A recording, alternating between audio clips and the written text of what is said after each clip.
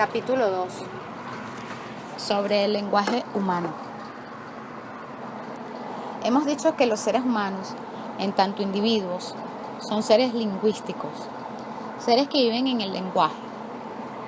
En esta sección exploraremos primero la naturaleza del lenguaje, particularmente del lenguaje humano, y segundo, la relación entre el lenguaje y el individuo. Una vez acometido lo anterior, volveremos al tema de la ontología del lenguaje. El lenguaje. El lenguaje como dominio consensual.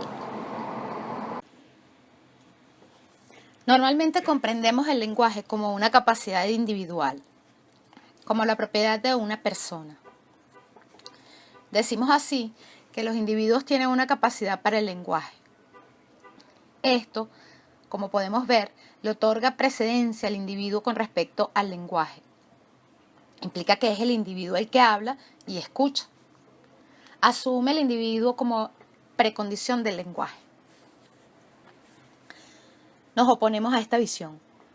Postulamos al contrario que los individuos, no como miembros particulares de una especie, sino tal como hemos identificado a los individuos humanos, esto es, como personas, se constituyen a sí mismos en el lenguaje.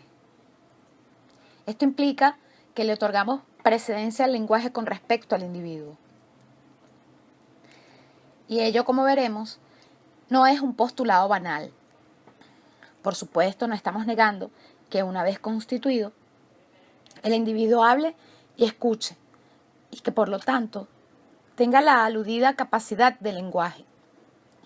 Pero al tomar al individuo como ya constituido, para derivar de él el lenguaje, se nos cierra precisamente la posibilidad de comprender su propio proceso de constitución en cuanto individuo.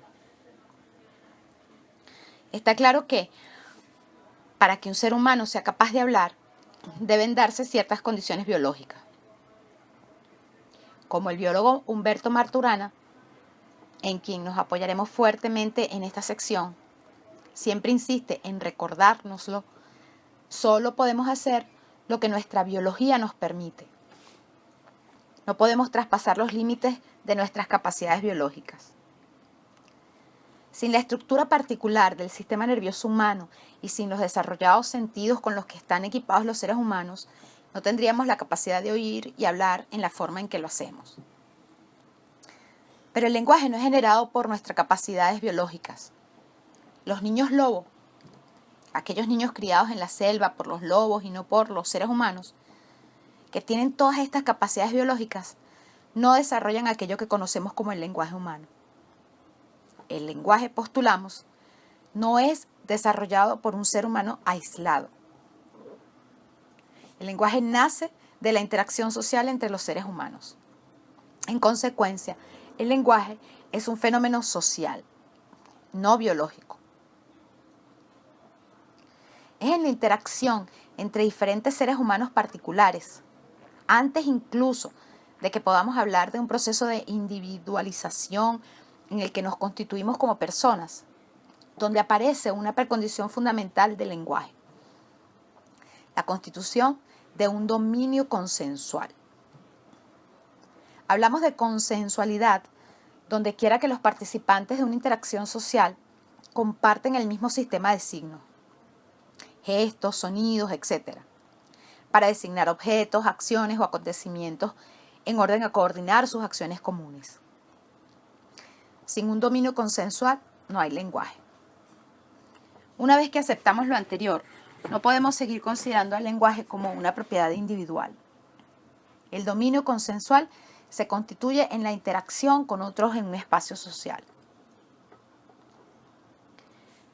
Un mundo lingüístico de entidades lingüísticas.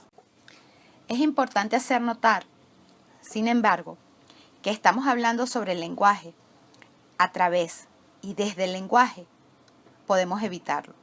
Y esto implica una trampa de la que debemos precavernos.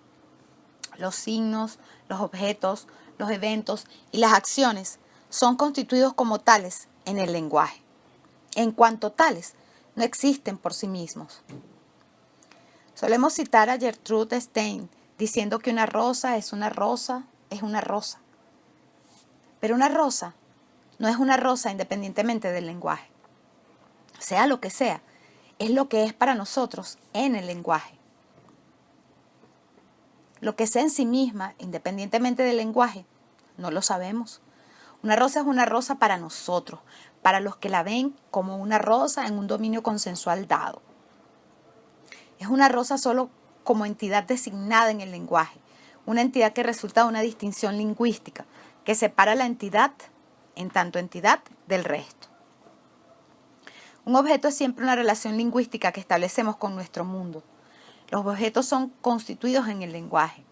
En tanto tales, traen siempre nuestra propia marca humana y siempre dicen algo de nosotros. Una taza de té es solo una taza de té para nosotros, no para la mosca que vemos posada sobre ella. Y la mosca solo es una mosca para nosotros, no para la araña que vemos acercársele. Y así podemos seguir ad infinitum. Insistimos, no existe otro camino que el del lenguaje. Fuera del lenguaje no existe un lugar en el que podamos apoyarnos. Los seres humanos vivimos en un mundo lingüístico. El lenguaje como coordinación de acciones. Nuevamente, siguiendo a Marturana, planteamos que un dominio consensual, importante factor en numerosas formas de comunicación, aún no es suficiente para producir el fenómeno del lenguaje. Hablamos de lenguaje solo cuando observamos un tipo particular de comunicación. Muchas especies se comunican. Siempre que vemos a miembros de una especie coordinando acciones comunes, hablamos de comunicación. Sin embargo, decimos que hay lenguaje y con ello estamos sugiriendo una determinada convención para referirnos al lenguaje, solo cuando ocurre un tipo particular de coordinación de acciones. Cuando observamos a los miembros de una especie en la coordinación del comportamiento. El lenguaje en cuanto fenómeno es lo que un observador ve cuando ve una coordinación consensual de la coordinación de acciones. Cuando los miembros participantes de una acción coordinan la forma en que coordinan juntos la acción. El lenguaje, sostenemos, es coordinación recursiva del comportamiento. Tomemos un ejemplo que puede ilustrar la forma en la que esos dos sistemas de coordinación de acciones, implicados en la coordinación recursiva, funcionan juntos. Le digo a mi hijo Tomás, ¿podrías abrir esa puerta, por favor? Él contesta, bueno. Examinemos lo que ha sucedido. Hice algunos sonidos que tomamos por signos compartidos en un dominio consensual ya constituido. Basándose en los términos compartidos ligados a estos sonidos, Tomás respondió a mi pregunta. Al hacerlo, también emitió algunos sonidos diferentes a los míos. Nuevamente, ambos le otorgamos a estos sonidos un significado particular que resulta de nuestro dominio consensual compartido. Hasta ahora, lo que hemos hecho es muy parecido a una danza. Hemos coordinado la acción en el nivel de producción de los sonidos. Podemos notar la gran diferencia que existe para los que comparten este dominio consensual con respecto a los que no lo comparten. Para los extraños a este dominio consensual, lo que hemos hecho Tomás y yo suena muy parecido a una jerigonza, a una seguidilla impredecible de sonidos. Sin embargo, este no es el caso para nosotros. Antes bien, estamos danzando juntos en un dominio consensual bien orquestado. Por medio de los sonidos que pronunciamos, ambos escuchamos palabras que designan objetos de nuestro mundo común y escuchamos una pregunta y una respuesta, etc. La danza no termina aquí. Además de este primer nivel de coordinación de acciones, puede esperarse que tenga lugar otra danza, otro nivel de coordinación de acciones. Tomás puede dirigirse a abrir la puerta. Una vez más, esta acción no es arbitraria. Surge directamente de lo que ocurrió en el primer nivel de coordinación de acciones, cuando ambos pronunciábamos sonidos. Hubiera sido extraño, por ejemplo, que hubiera ido a abrir la ventana o que no hubiera hecho cosa alguna.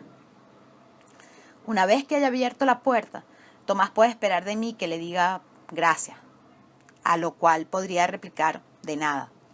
Si en vez de eso me dijera cachorritos, probablemente me parecería nuevamente extraño. El ejemplo anterior nos muestra que el lenguaje surge a partir de la generación de un dominio consensual que es producido en la interacción social. Pero esta interacción entre Tomás y yo es excepcional en absoluto. Nosotros los seres humanos no somos las únicas especies que han desarrollado este patrón dual de coordinación de acciones que llamamos lenguaje. Este es un rasgo que encontramos a menudo en otras especies. Un clásico ejemplo de ello es la danza oscilante de la abeja, decodificada en 1945 por el biólogo alemán Karl von Friesen. Los pájaros también han desarrollado sistemas de lenguaje. Por medio de la acción de cantar, coordinan otras acciones. Los mamíferos igualmente muestran sistemas de lenguaje bien estructurados. Un típico ejemplo de esto es el lenguaje de los delfines. La capacidad recursiva del lenguaje humano. La diferencia principal entre la capacidad lingüística de los seres humanos y la que muestran otras especies vivientes es, primero, nuestra capacidad para abarcar un número muy grande de signos consensuales y especialmente para crear nuevos. Existe un segundo factor importante de diferenciación entre el lenguaje humano y el que observamos en otras especies. Le llamamos la capacidad recursiva del lenguaje humano. Hemos dicho que el lenguaje es la coordinación recursiva del comportamiento. Decimos ahora que el lenguaje humano es el lenguaje recursivo. Esto significa que nosotros, los seres humanos, podemos hacer girar el lenguaje sobre sí mismo.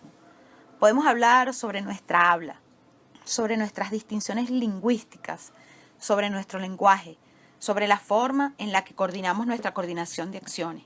Y podemos hacerlo una y otra vez. Podemos decir, por ejemplo, ¿qué quieres decir con esto? O ¿de qué puerta estás hablando?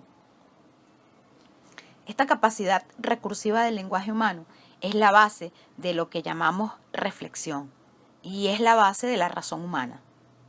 Si viéramos la reflexión como lo hicieron los metafísicos, como una propiedad individual, como la actividad de una facultad individual que ellos llamaron la mente, escindida de toda conexión con el lenguaje, y si aceptamos que esta reflexión, que como lo hemos dicho es la base de la razón, es un rasgo típicamente humano, podemos comprender por qué los metafísicos llegaron a caracterizar a los seres humanos como seres racionales. La razón, sin embargo, es una función del lenguaje. Somos seres racionales porque somos seres lingüísticos viviendo en un mundo lingüístico. Condiciones estructurales e históricas para el surgimiento del lenguaje humano. ¿Cómo es posible que los seres humanos hayan desarrollado esta capacidad especial para el lenguaje? Esta es una pregunta que puede ser respondida al menos de dos maneras. De una manera estructural y de una manera histórica. Cuando la contestamos de una manera estructural, debemos examinar las condiciones biológicas que nos permiten operar en el lenguaje. Esto nos conduce a examinar la estructura de nuestro sistema nervioso y de nuestros órganos vocales y auditivos. El trabajo pionero del biólogo Norman Heswin ha constituido un pivote en el estudio de la relación entre el lenguaje y el cerebro.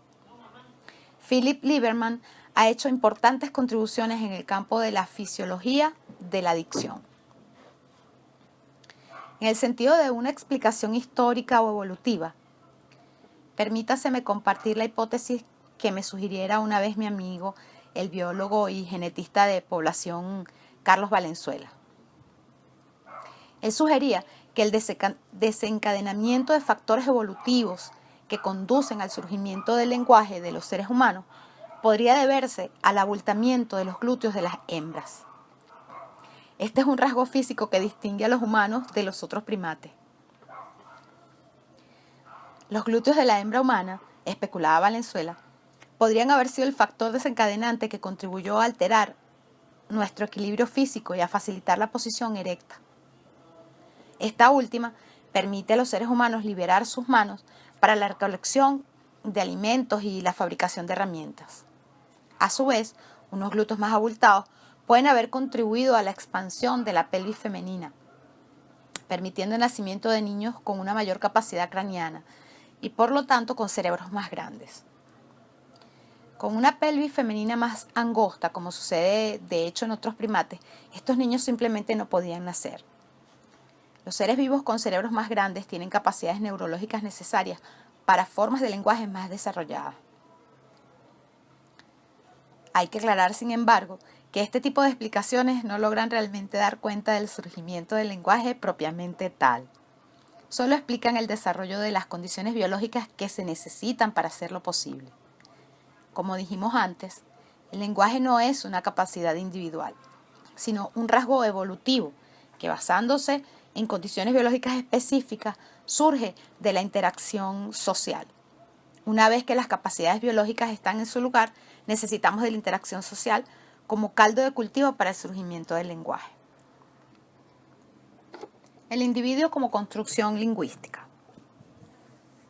Los individuos como fenómenos sociales. Hemos postulado que los seres humanos son seres lingüísticos. Examinemos el significado de este postulado. Un aspecto importante de lo que estamos diciendo tiene que ver con que el individuo, en términos de la persona que somos, es un fenómeno lingüístico. En tanto individuos, somos un tipo de ser vivo que, como condición de su propia existencia, vive constreñido a su capacidad de generarle un sentido a su vida, siempre interpretándose a sí mismo y al mundo al que pertenece. Ello lo hacemos en cuanto operamos en el lenguaje. La forma en que damos un sentido a nuestras vidas es obviamente lingüística. Basta preguntarle a alguien quién eres para reconocer que lo que obtenemos de vuelta es un relato, una historia en la que relatamos quiénes somos. Nuestra identidad está directamente asociada a nuestra capacidad de generar sentido a través de nuestros relatos. Al modificar el relato de quiénes somos, modificamos nuestra identidad. Se podría objetar lo que estamos diciendo y arguir que no podemos confundir la historia que tenemos de nosotros o de otros con el sujeto al que se refiere el relato en cuestión. Una cosa es, se nos podría contradecir, el relato y otra muy diferente el sujeto del relato. Pero el punto es precisamente que el individuo no puede ser separado de su relato. Ese relato es constitutivo de lo que el individuo es, ya que es, en los relatos que hacemos de nosotros y de otros, donde generamos lo que somos. La gente con diferentes relatos sobre ellos mismos son diferentes individuos, aunque puedan haber pasado por experiencias muy similares. Somos el relato que nosotros y los demás contamos de nosotros mismos.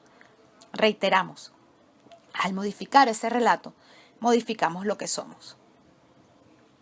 Lo señalado, sin embargo, no agota nuestra comprensión de los individuos como seres lingüísticos. El problema principal que hay con ello es que sigue siendo una comprensión individual del individuo y, como tal, no toma suficientemente en cuenta el carácter social del lenguaje. Se debe establecer, por consiguiente, un segundo punto importante a este respecto. Postulamos que, en tanto individuos, lo que somos, debido a la cultura lingüística en la que crecemos y a nuestra posición en el sistema de la coordinación del comportamiento, esto es, del lenguaje al que pertenecemos. En este sentido, el individuo no solo es construcción lingüística, es también una construcción social. Aunque pertenecemos a una tradición que tiende a separar el individuo de lo social e interpreta a ambos como términos opuestos de una polaridad, el individuo, postulamos, es un fenómeno social. Examinemos este postulado detalladamente. La forma en que nos damos un sentido y la forma en que actuamos en la vida no es arbitraria y no nos es posible, en tanto individuos, trascenderla por completo.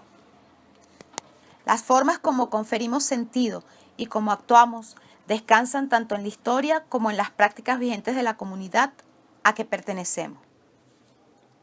Las historias que contamos de nosotros y de los demás están fabricadas a partir de un trasfondo de relatos e historias generados históricamente por la comunidad para darse un sentido.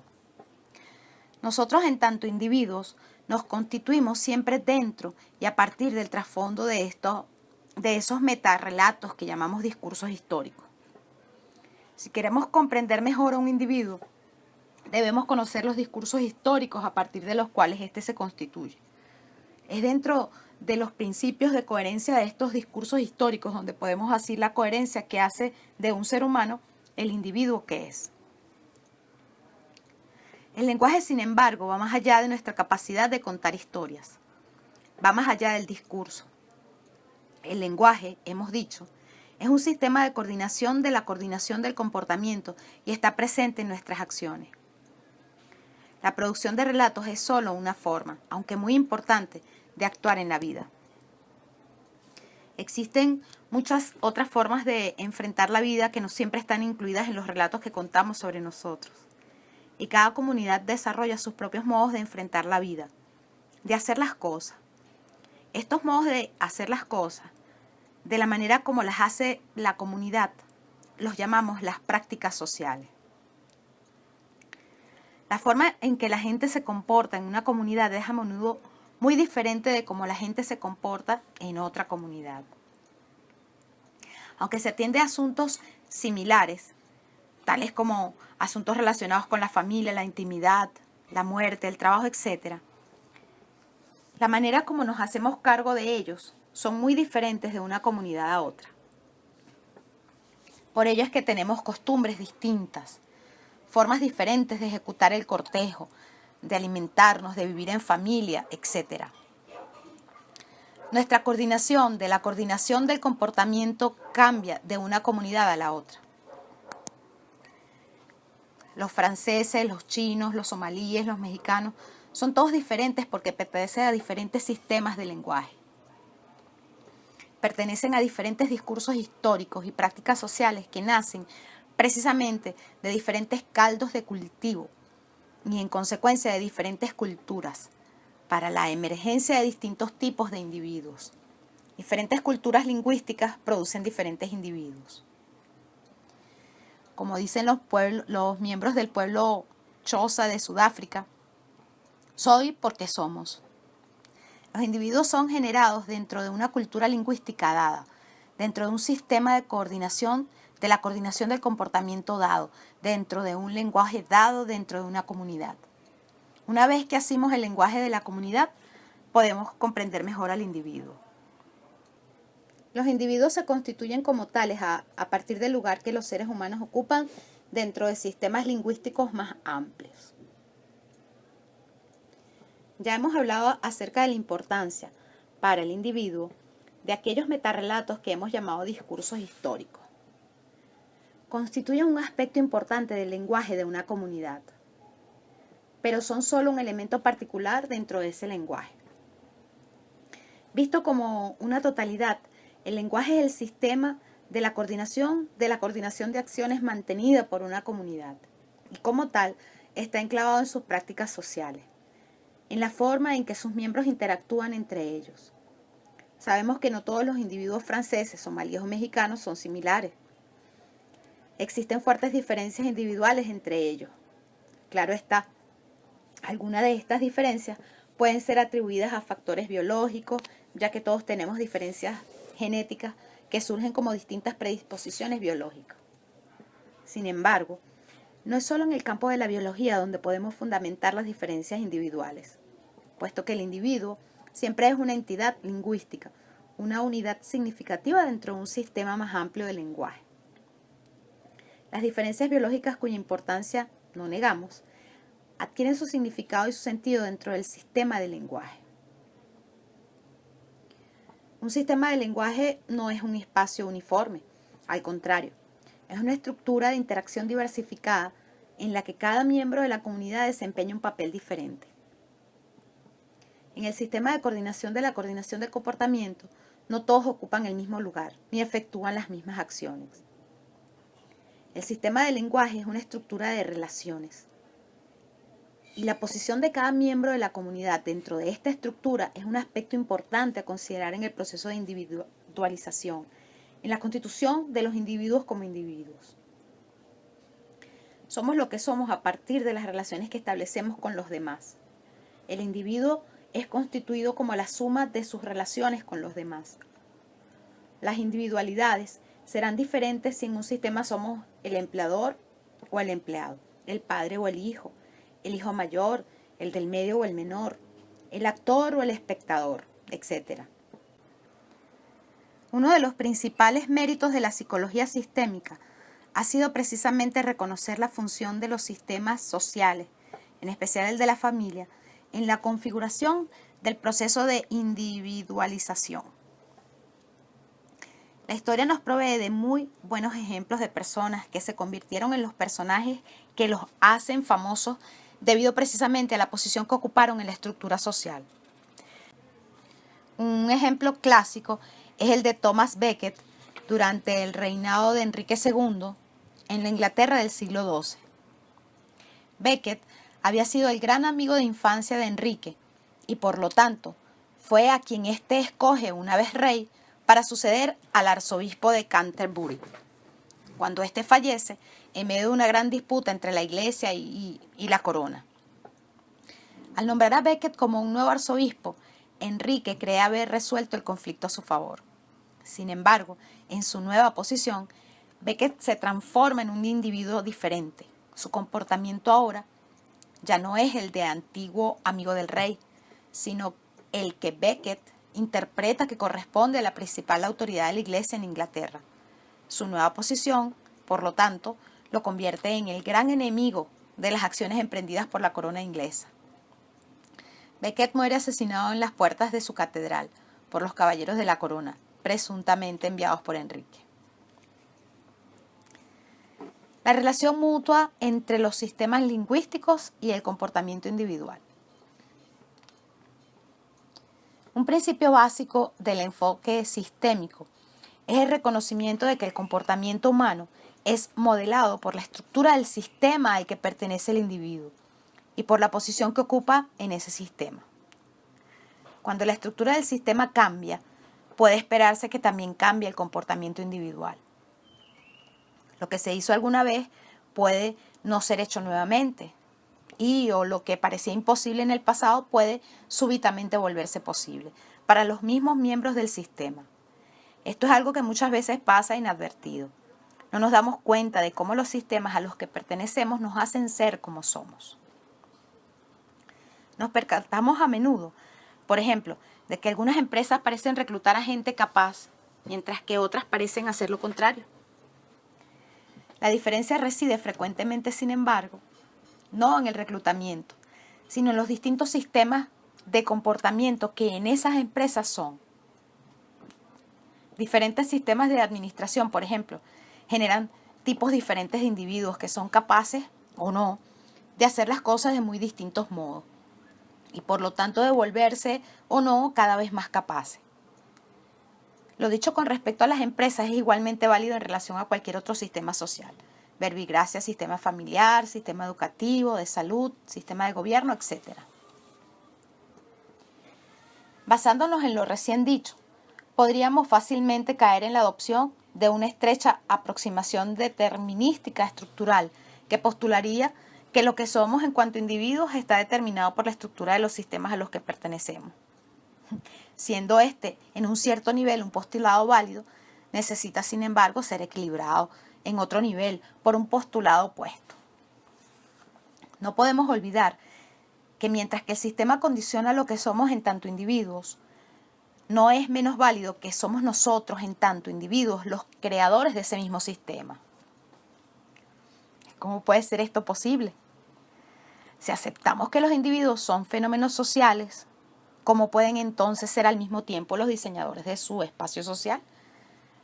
No hay aquí ninguna contradicción. Una vez constituidos como individuos, debido a la capacidad recursiva del lenguaje humano, somos capaces de observarnos a nosotros mismos y al sistema al que pertenecemos, y de ir más allá de nosotros y de esos sistemas.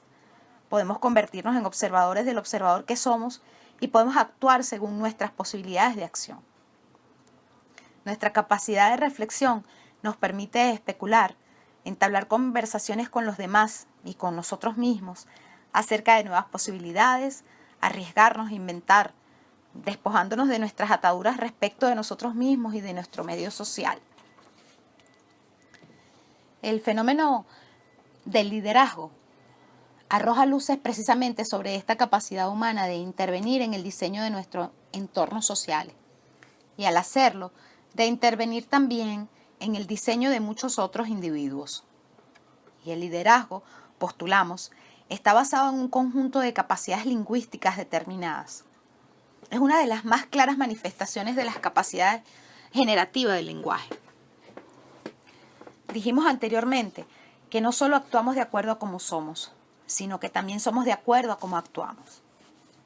Ha llegado la hora de complementar esa tesis con otra que nos lleva de la relación entre el ser y la acción a la polaridad entre el individuo y el grupo o sistema social a que él pertenece.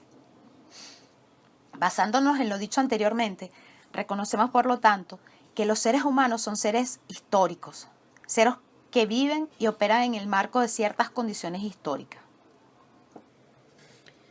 No todo es posible para un individuo.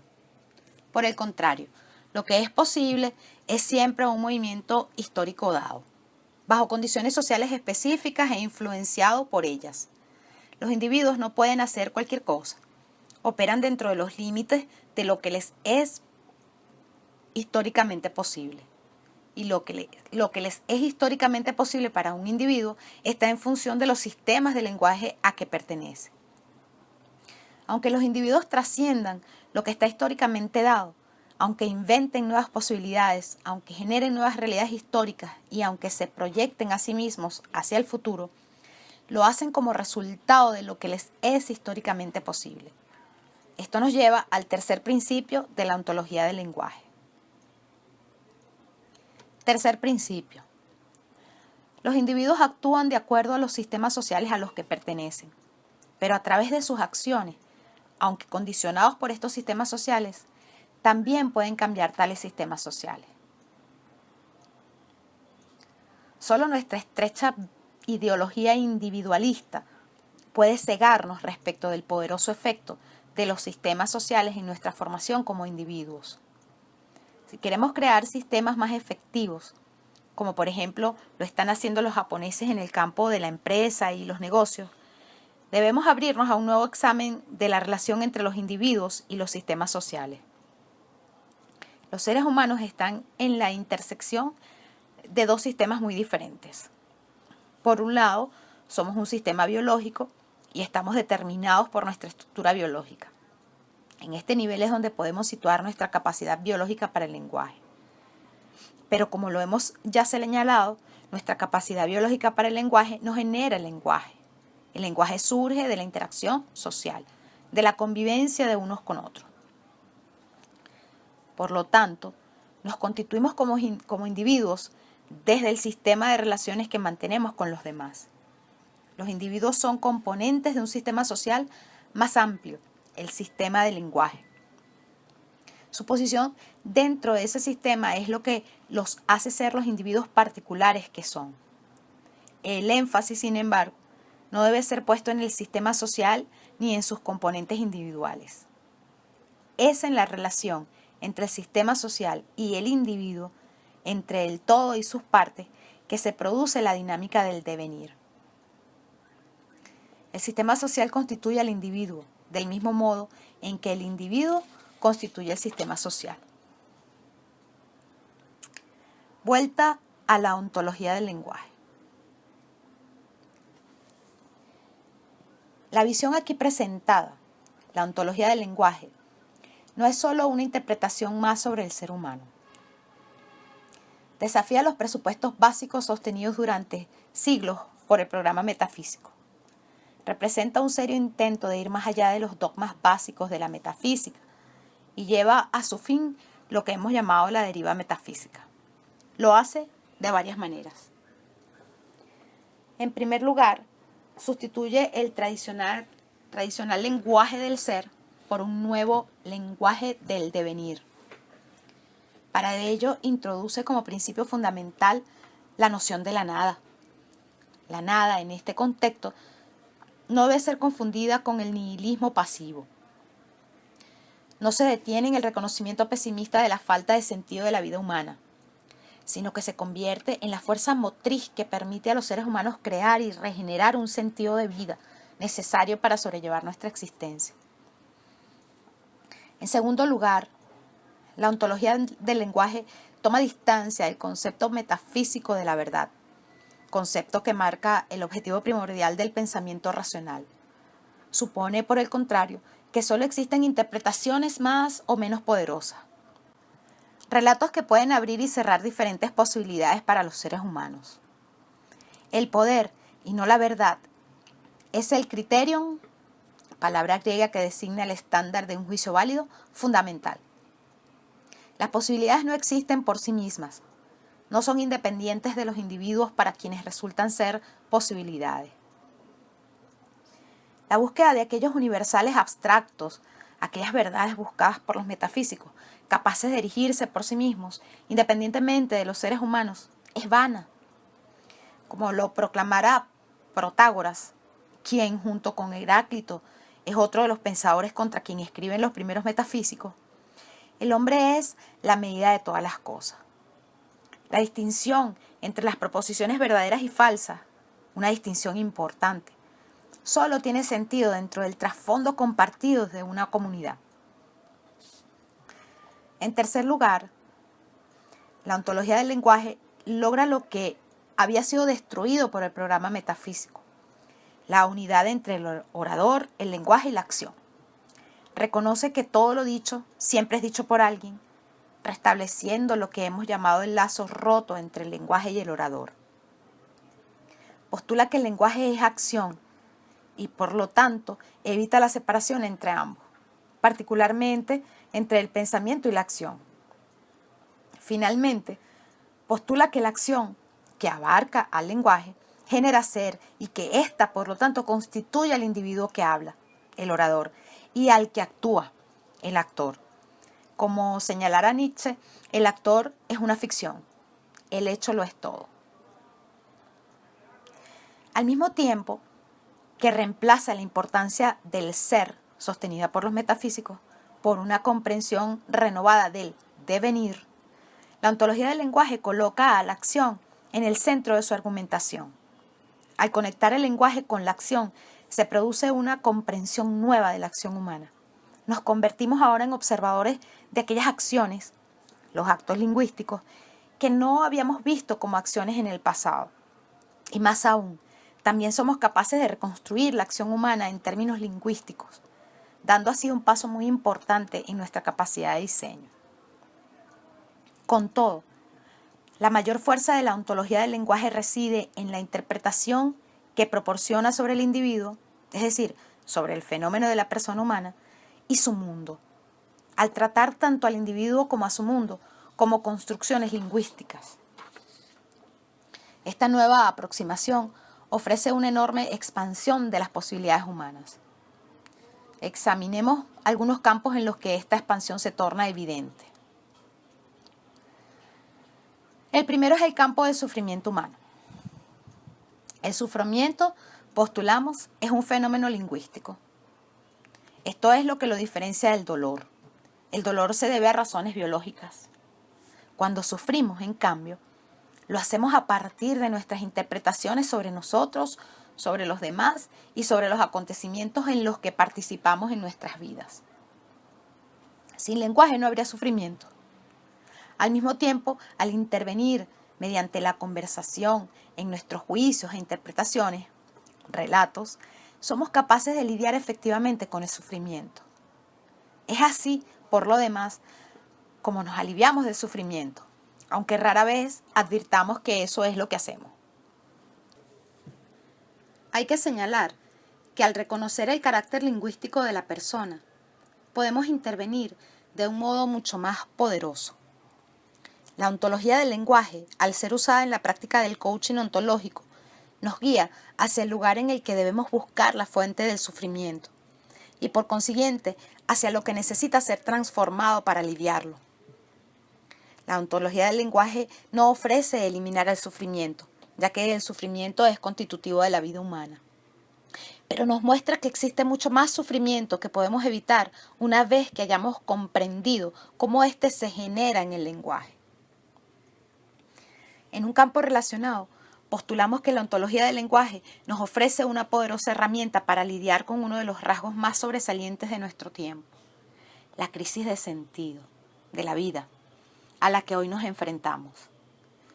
Vivimos en un mundo posmoderno, un mundo caracterizado por el agotamiento progresivo del poder de las metanarrativas, de esos discursos sociales primordiales del pasado, a partir de los cuales conferimos un sentido a nuestras vidas. Los seres humanos están siempre intentando darse un sentido a ellos y a su mundo. Esto representa una suerte de pecado original, una condición original que nace del hecho de que somos seres lingüísticos. No podemos vivir sin darnos un sentido a nosotros y al mundo. Durante siglos nos hemos apoyado en discursos sociales fundamentales, sean religiosos, políticos, filosóficos, etc., para generar el sentido que necesitábamos para seguir viviendo. Esos metarrelatos contestaban las preguntas acerca de por qué la vida, nosotros y el mundo tenían un sentido. El debilitamiento de esos discursos fundamentales y su creciente incapacidad para generar por sí solos el sentido pleno de la vida que necesitamos es un rasgo de nuestros tiempos. Este rasgo histórico, llamado la condición posmoderna, nos deja en una recurrente crisis de sentido, donde las respuestas religiosas, políticas, filosóficas, etc., del pasado no pueden darnos salidas tan efectivamente como lo hicieron alguna vez. Muchos de los males sociales de hoy han sido respuestas, frecuentemente respuestas desesperadas, al sentido del que carecemos. Una de las mayores contribuciones de la ontología del lenguaje es la competencia que ofrece a las personas para inventar y regenerar un sentido en sus vidas. La ontología del lenguaje nos confronta con el hecho de que no podemos esperar siempre que la vida genere por sí misma el sentido que requerimos para vivirla, pero simultáneamente nos muestra cómo generamos sentido a través del lenguaje, mediante la invención permanente de relatos y mediante la acción que nos permite transformarnos como personas y transformar nuestro mundo. La ontología del lenguaje nos permite hacernos plenamente responsables de nuestras vidas. Nos permite elegir las acciones que nos llevarán a convertirnos en aquel ser que hayamos escogido. Es un instrumento de importancia fundamental en el diseño de nuestras vidas, de nosotros y del mundo. Digamos finalmente que existe, en nuestra opinión, otra importante contribución de esta nueva comprensión de los seres humanos. En el pasado, cuando éramos moldeados por esas metanarrativas que dábamos por hecho, cuando pensábamos que la verdad existía y que estaba a nuestro alcance, cuando no la poseíamos, sucede que vivíamos en guerra, matándonos unos a otros, destruyendo nuestro entorno natural, condición de nuestra existencia. Hoy no podemos eludir el reconocimiento de un lado oscuro en los supuestos asociados a la idea metafísica de la racionalidad. En un mundo global, en un mundo como es el nuestro hoy en día, en el que nos enfrentamos a la rápida disolución de la nación-estado, en el que todos los seres humanos del planeta hemos devenido económicamente interdependientes y en el que hemos llegado a acumular una fuerza tan increíblemente destructiva. La aproximación metafísica no nos permite, dentro de sus fronteras, relacionarnos los unos a los otros con respeto mutuo. Se necesita una nueva comprensión del ser humano si hemos de sobrevivir. Una comprensión que nos permita observar y aceptar nuestras diferencias y diseñar mejores vías para salvar esas mismas diferencias y vivir juntos. En la ontología del lenguaje hay un espacio para la esperanza de que eso suceda. Tal como hemos dicho al inicio, la ontología del lenguaje no es solo un desarrollo que nace únicamente del terreno de las ideas. Ha habido importantes condiciones históricas que han facilitado el surgimiento de las ideas que representan su centro teórico. La emergencia de nuevas formas de comunicación, que hemos llamado lenguaje electrónico, constituye, en nuestra opinión, una de esas fuerzas históricas fundamentales que apuntan en esa dirección. Vemos, por lo tanto, a la ontología del lenguaje capaz de llenar una necesidad histórica en el tratamiento de muchos de los asuntos que desafían al mundo de hoy, culturales, políticos, económicos, individuales, etc. En este sentido, la ontología del lenguaje es un buen ejemplo del resultado de las condiciones de nuestros sistemas sociales actuales, así como también representa un inmenso recurso para lidiar con las deficiencias de esos sistemas y para contribuir a sus necesarias transformaciones futuras.